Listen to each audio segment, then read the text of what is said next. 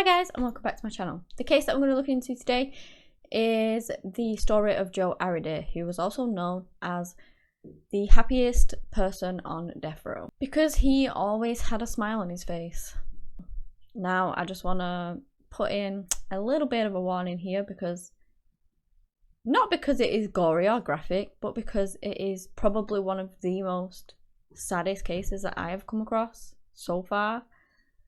I know there's a lot of sad cases out there, but honestly, this one completely broke my heart. It was just such a huge miscarriage of justice what happened to Joe. And if I had to liken it to anything, I'd probably liken it to the film The Green Mile, which is obviously a tearjerker film, and that is what this case is. It is honestly so sad. You will see Joe's story if you haven't already heard of it, which I hadn't, and it's gonna tear on your heartstrings. It really is. Just how innocent this young man was and what happened to him, it is just beyond tragic. This case was suggested by Ian, so thank you for that. I appreciate any suggestions you guys have, and if you have any more, of course, do let me know. I found this case really interesting and obviously very sad. I was literally reading the Wikipedia page when I was first looking into it, and it made me cry. So yeah, the deeper you get, the worse it gets. Anyway, let's get into it.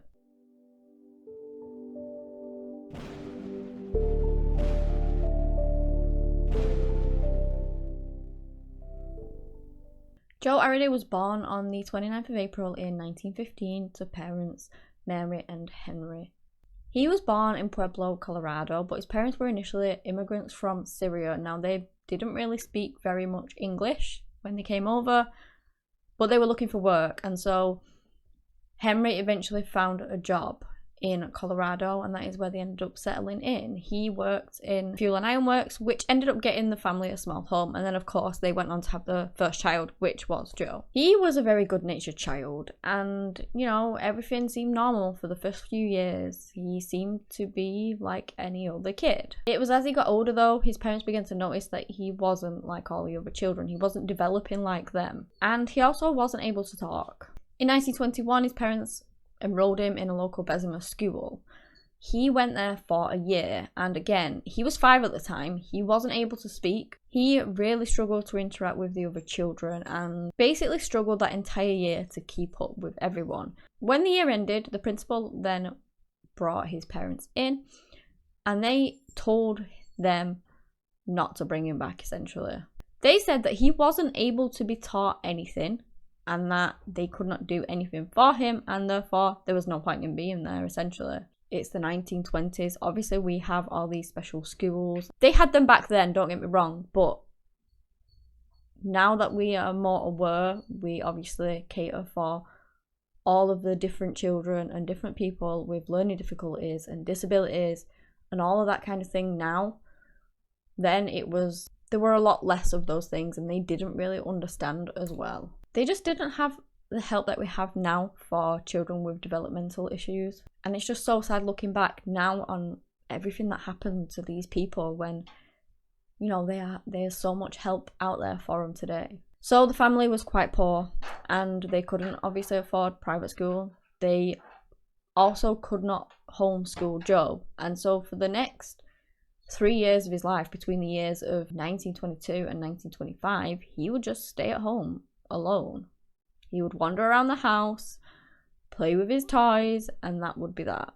That would be his days. He had no education, and he had no other children interaction. During this time, Henry and Mary went on to have 2 more children. In 1923, they had another son, and in 1924, they went on to have a daughter. Now, you may be thinking that would have been good for Joe, you know, some child interaction, because he wasn't allowed to go to school. They couldn't afford anything else for him. And so finally, he was getting a brother and a sister that he could maybe play with and maybe improve his speech or, you know, his interaction skills or something. But no, that wasn't exactly how it went down. The additional family members that drove the already poor family more into poverty. Henry decided that his job wasn't covering it, and he decided to quit and go into bootlegging, which obviously was the illegal creation and distribution of alcohol at the time. And because of that, he would often get sent to jail, like quite a lot. and he actually ended up doing a stint in prison too. Now, this left Mary with 3 children to look after and no income. So, I know he was only trying to help, you know, he was trying to just earn more money for his family, and he was desperate, but it just didn't really work out for them, unfortunately. And so Mary had to then try and find an income as well as look after her 3 kids. And Joe, who already wasn't really getting very much attention, now basically got none. Like, Mary was just so busy trying to just look after everyone, and Joe just got so left out. And of course that didn't help with his development at all. He would struggle with everyday things, and just with a lack of education and a lack of, I don't know, anyone really trying with him, which is really sad. He pretty much just spent his time alone. Henry got out of prison around 1925-ish, and he noticed that Joe was really struggling. Joe was about 10 years old at this time, and he felt like he really needed to find his son some help. He went to speak to his neighbours to find out what he could do, because he just didn't even know where to start. And his neighbours told him that he should go and speak to the courts to see whether they could get Joe a place in like a special school or a special home or something like that. Somebody who was more catered for his needs and knew more what they were dealing with. And somebody that could actually support him rather than just say, nah, he can't learn, take him back, kind of thing. Henry did just that, and the court gave him a place in Grand Junction at the Colorado Home and Training for Mental Defects. That was the actual name at the time. It's not me being disrespectful in any way. Please don't think that. That's just what they called it then. Anyway, this home was over 300 miles away from their actual house. And so it would mean that if they were going to send Joe there, they would be essentially sending him alone. They wouldn't be able to visit very often. They had no means of getting there, like, at all. And so, you know, they just sent him there. They thought that it would be the best for him, that he would get the help and support that he needed, and it would help him to develop and, you know, develop life skills like speech and things like that. And so they sent him. The home did tests on Joe, and it came up that he actually had an IQ of 46. Now, as I've said, he was 10 years old at the time.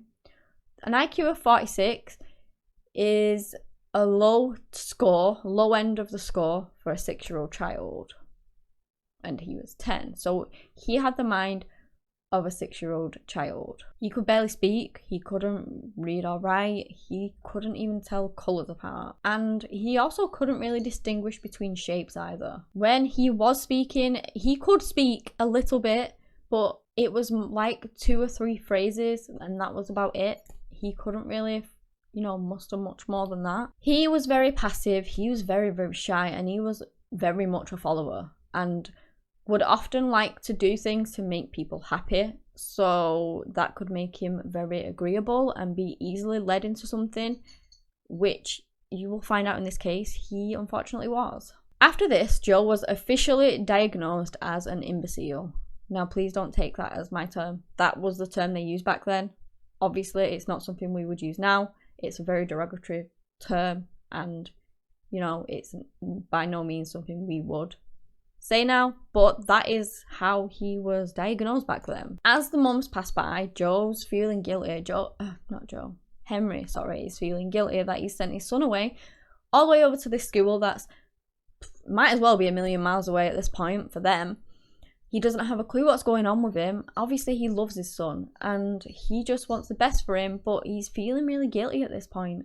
And so when 9 months pass by, he decides that he is going to bring his son home, and that's exactly what he does. The problem with it was, he had the best intentions, I get it, but, you know, there was never any provisions put in place for Joe to return home, and so it just went back to exactly how it was before he left. And from being 11 through to his teenage years, he was just aimlessly wandering around the house, playing with anything he could get his hands on and making it into a toy, and that's how he spent his time, alone, essentially, again.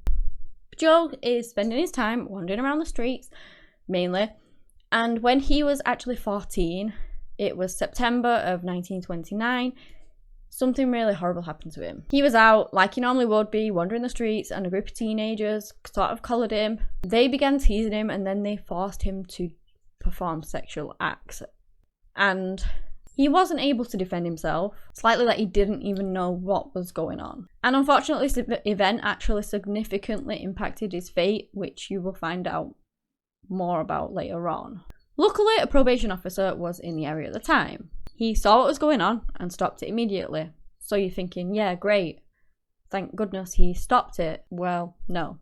This officer basically does not say anything to the teenagers that were making Joe do this and instead blames it all on him.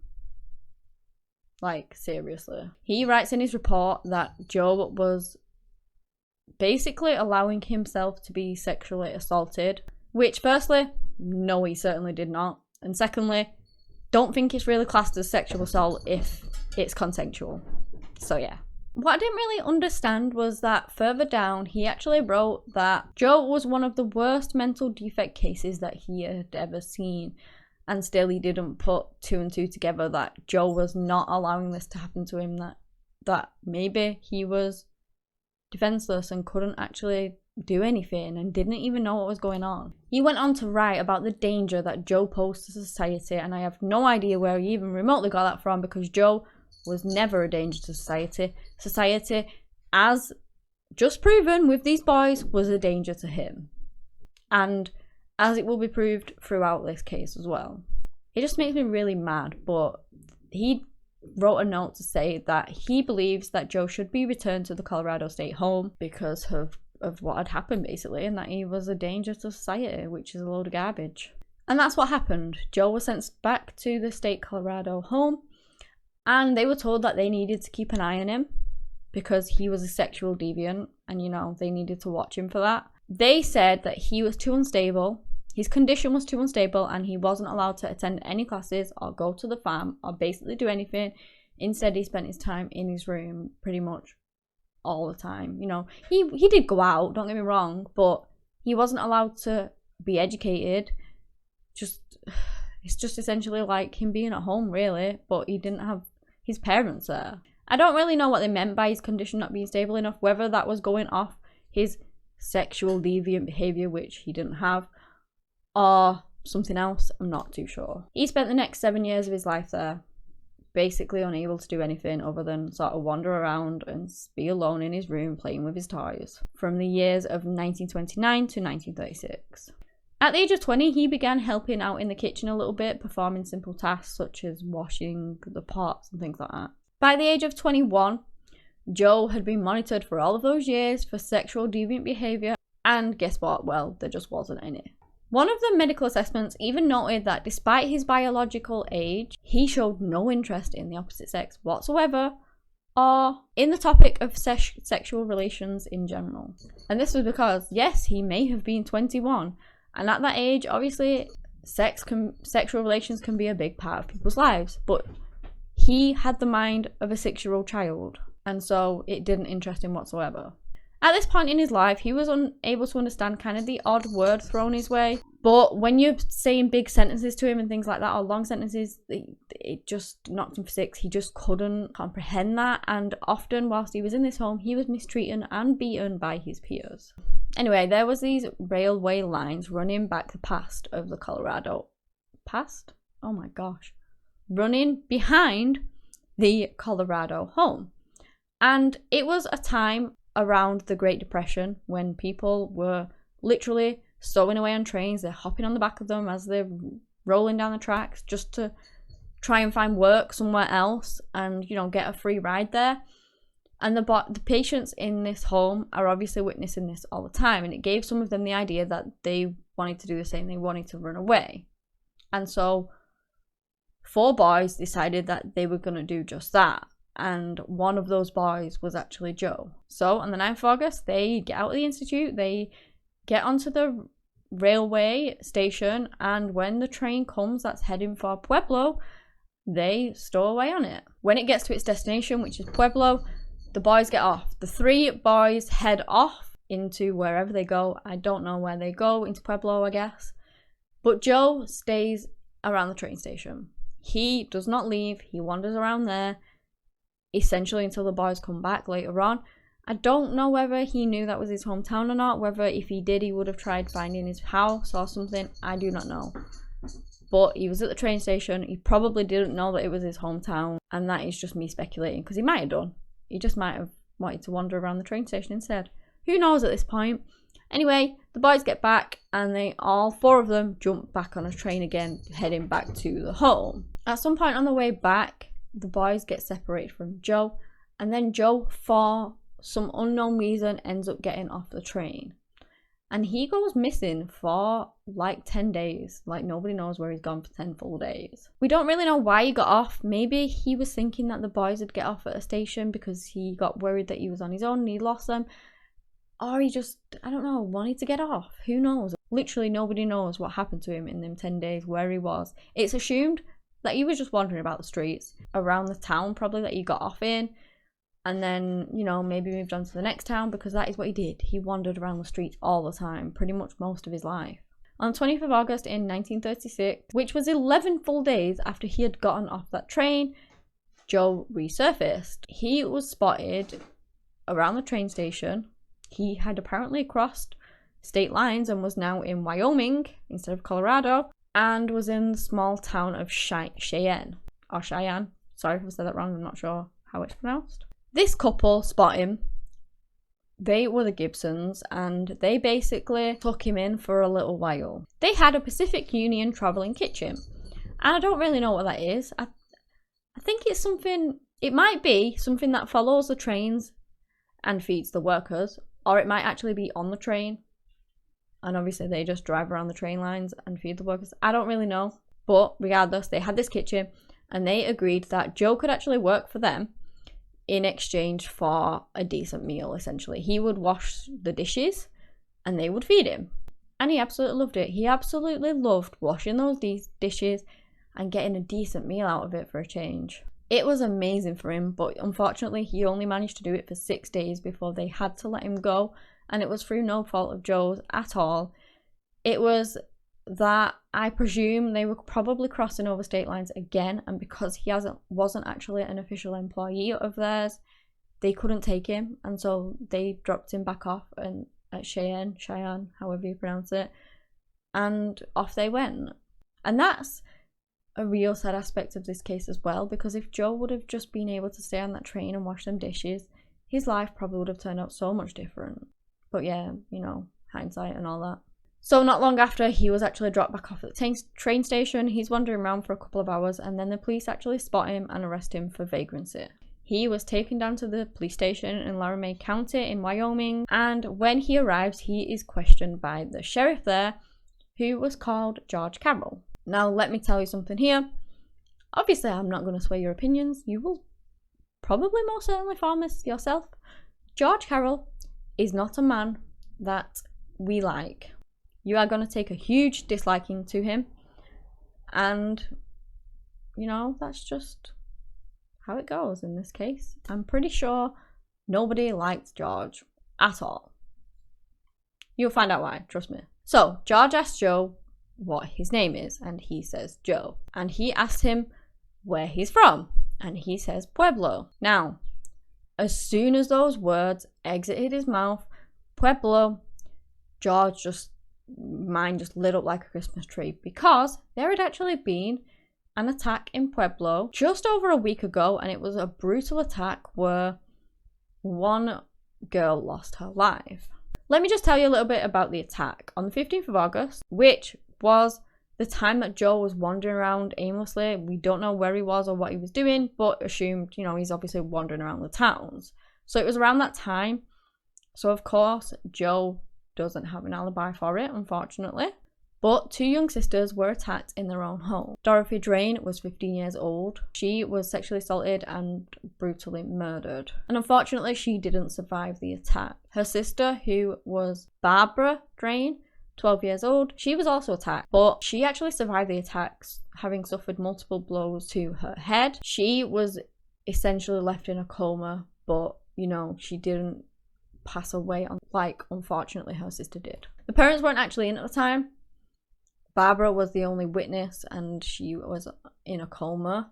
They came home, they were at a charity ball at the time. They came home to find that horrific scene, which must have been so awful for them.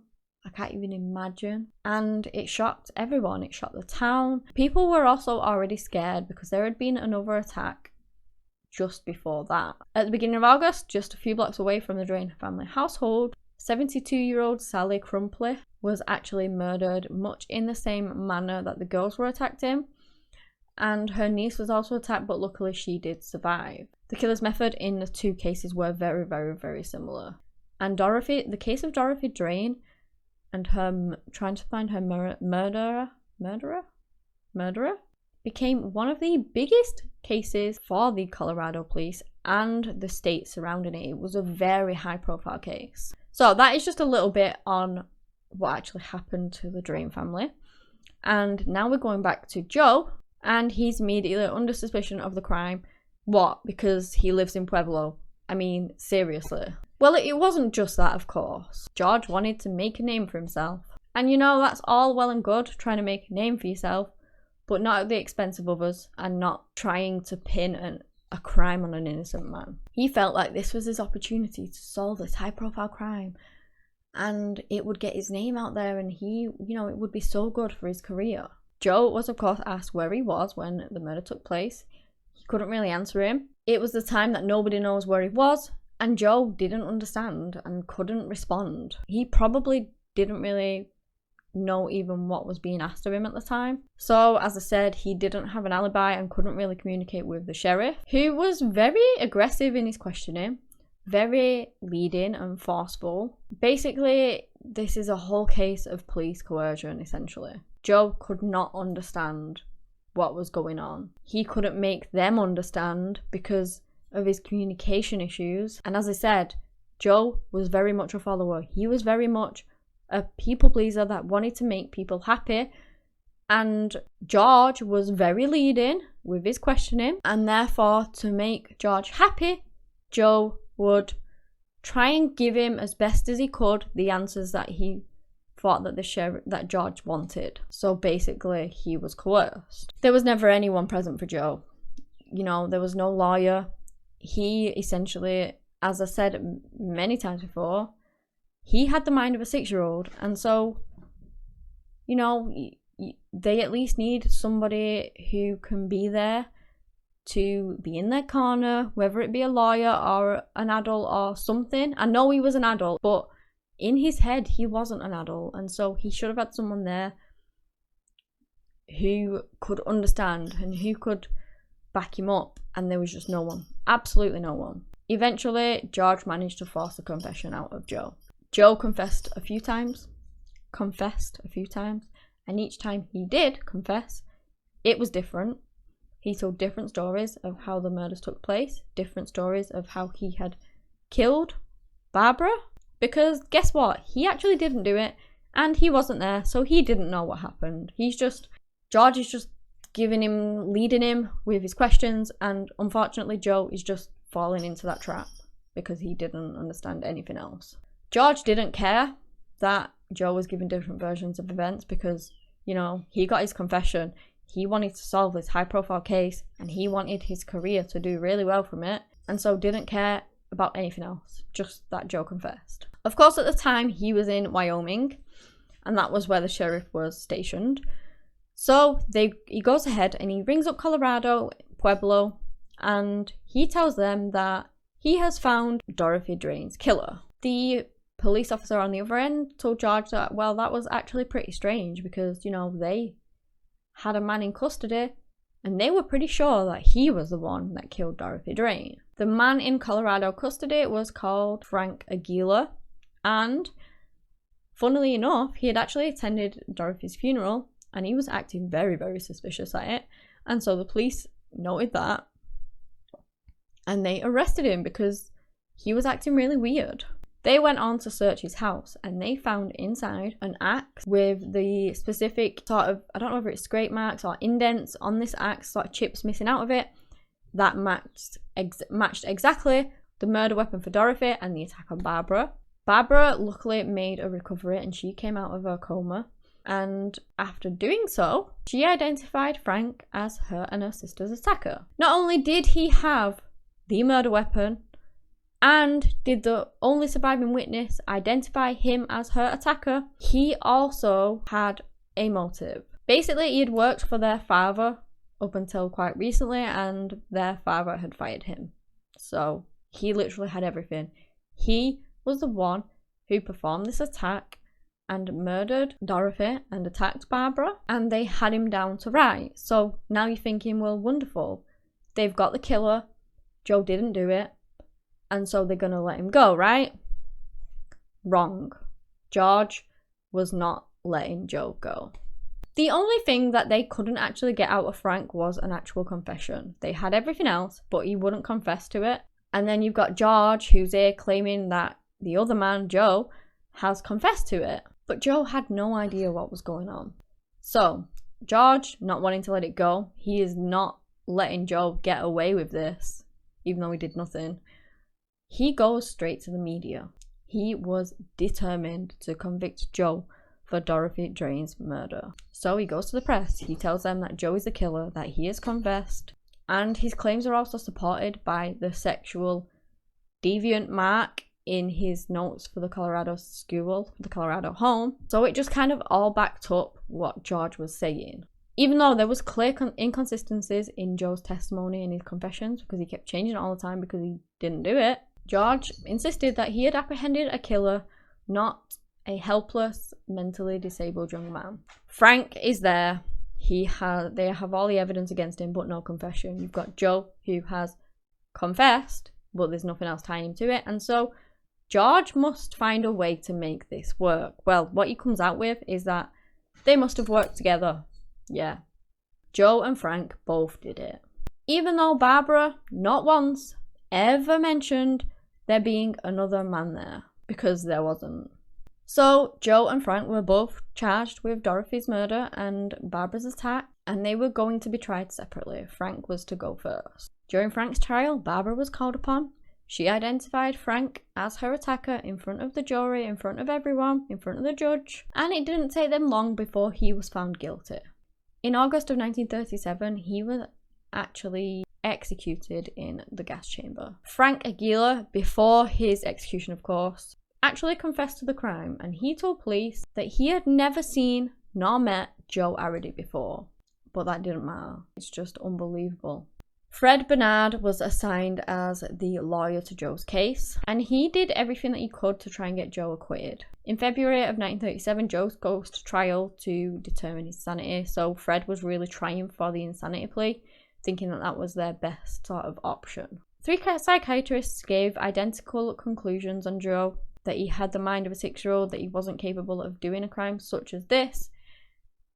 But I believe that they sort of danced around the idea of actually labeling him as insane, and that really hindered the case as well, because they didn't just come out and just officially say it.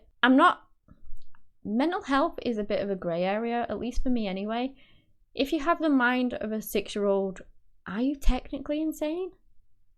I don't believe you are. I don't know. I may be wrong. Please let me know if I am wrong. But I wouldn't have thought that somebody with severe mental disabilities is actually insane. So maybe that's why they didn't want to officially state that. I don't know. Fred asked Joe some questions on the stand to prove that he did lack the capacity to carry out such a crime. Some of the questions were asked: do you know who the president is? And he said Roosevelt. Do you know who George Washington is? He said no. Do you know what this hearing is about? Joe said no. When asked, can you read? Joe said not so good. He was also asked, can you write? And Joe said yes. When asked, can you write more than your name? Joe said no. During the trial, Barbara was not called upon. She was called upon in Frank's, and she identified Frank as her attacker.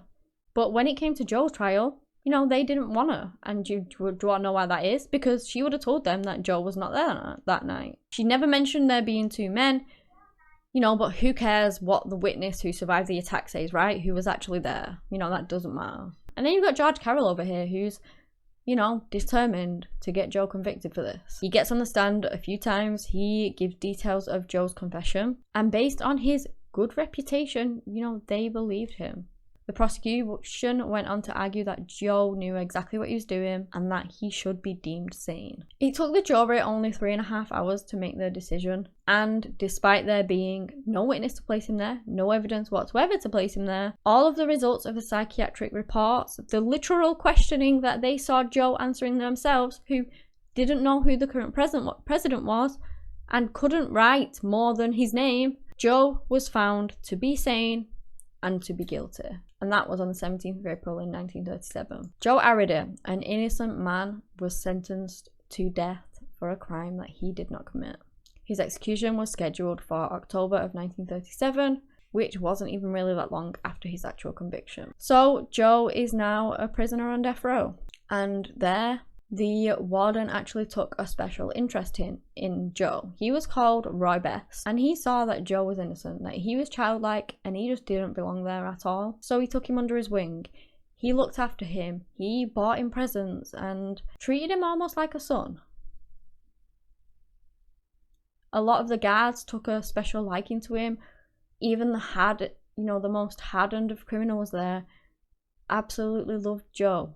Joe didn't even know what death row meant for him, like at all. And he walked around that prison with a huge smile on his face because he was genuinely happy to be there. He didn't understand what it meant for him. He was just happy that he finally had somewhere to lay his head at night and he had some decent meals. He also enjoyed the fact that he was never picked on like he used to be in the home, and it was just such a relief for Joe being there. Roy really felt bad for Joe. He would often bring him gifts, toys, mainly toys really, because again, he had the 6-year-old mind of a child, and so that's all he wanted to do was play with toys.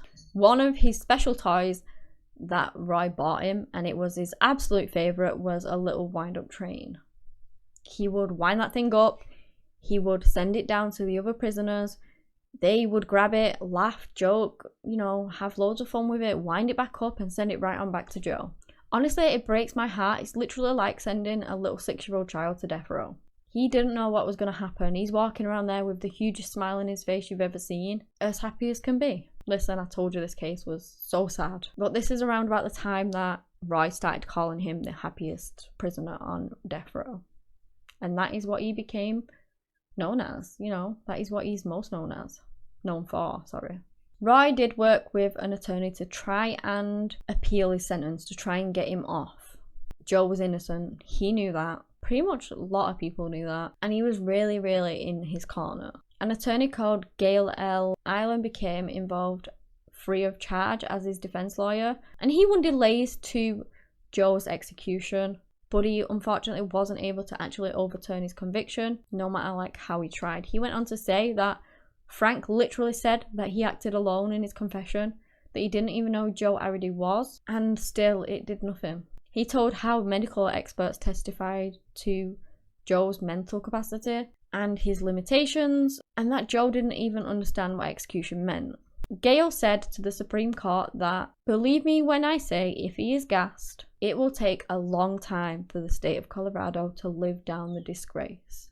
As I said, they were kind of successful to an extent. They managed to get delays to a stay of execution. They managed to do that 9 times, but ultimately they were unsuccessful, and a date was set for Joe's execution. When he was questioned about his execution, apparently he had a bewildered look on his face. He didn't really understand what the gas chamber was. It was said that he knew he was there to die, but he didn't really understand what dying was, and reportedly said to the warden, "Oh no, Joe won't die." When the day came, he was asked what he wanted for his last meal, and he told them ice cream, which was his favourite meal.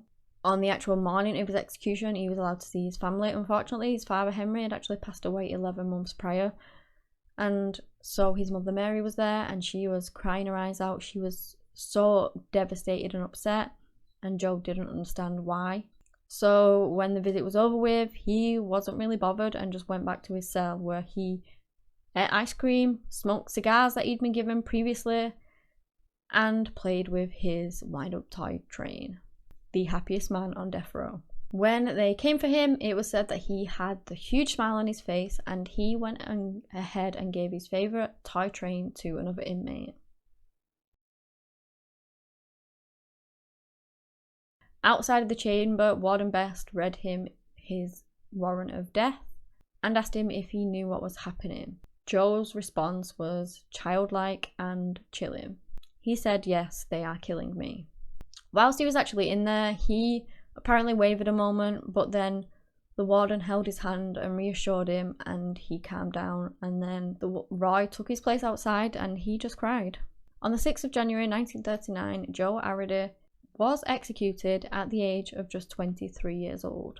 After this huge miscarriage of justice, Joe's case largely goes on unnoticed by the world. Not by those, of course, who was sort of directly around him, but just as the world as a general.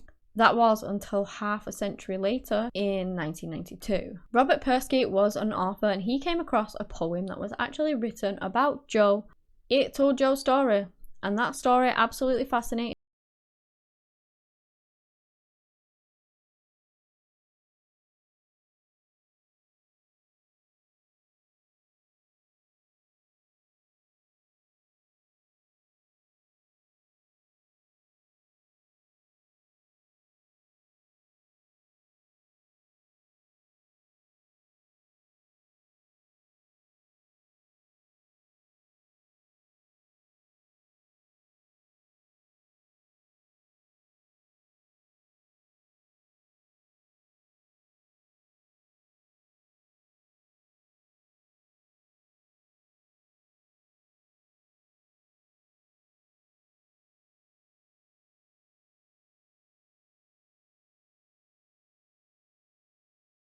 Deadly innocence. After its release, it inspired a whole new organisation to form, which they called themselves Friends of Joe Arridy, and that organisation was determined to clear Joe's name, which is exactly what they did. Attorney David A. Martinez became involved. He relied heavily on Robert's book and his findings into the case, as well as materials compiled by the Friends. Also, his own research. He prepared a 400-page petition for pardon from Governor Bill Ritter. Now, based on the evidence that he had and all the other reviews, Governor Ritter went ahead and gave Joe Arridy a full pardon, a full and unconditional pardon in 2011, 72 years and 1 day after Joe's death. He went on to say, pardoning Joe Arridy cannot undo this tragic event in Colorado history. It's in the interest of justice and simple decency, however, to restore his good name. So it was announced that Joe was wrongfully convicted, and it was said that the death of a man with the mind and spirit of a child would forever be a tragic event in the state's history.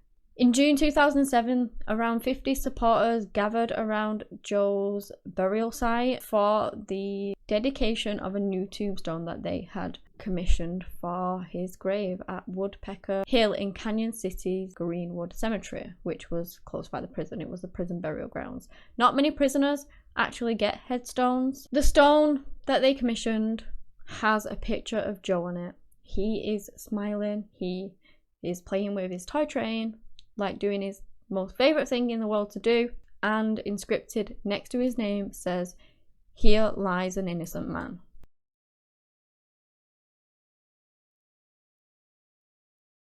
Honestly, it's kind of rare that cases like affect me as much as this one did. If you cover true crime for long enough, you have to set up barriers and you have to separate yourself from them. But every now and again, you get one that just breaks everything down, and this is certainly one of those for me.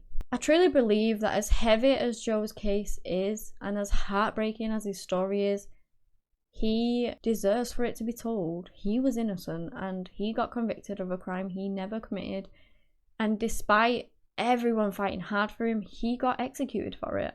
He suffered so many injustices in his life, and what happened to him was just so wrong, and it just completely broke my heart researching this story. You know, I've definitely shed a few tears doing this one.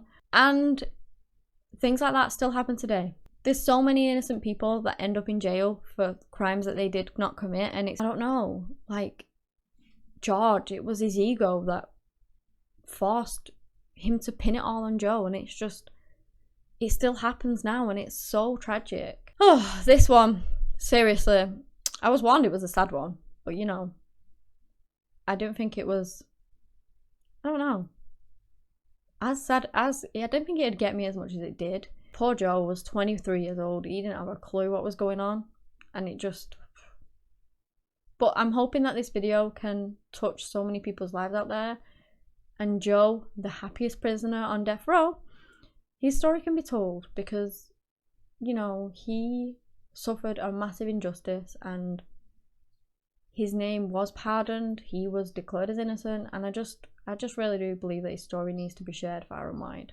So yeah, that is Joe's story, and that is the end of this tragic case. If you guys have enjoyed this video, give me a big thumbs up, subscribe to the channel for any similar content. Anyway, that's all I have today on the case of Joe Arridy. Thank you so much for watching, and until next time, bye.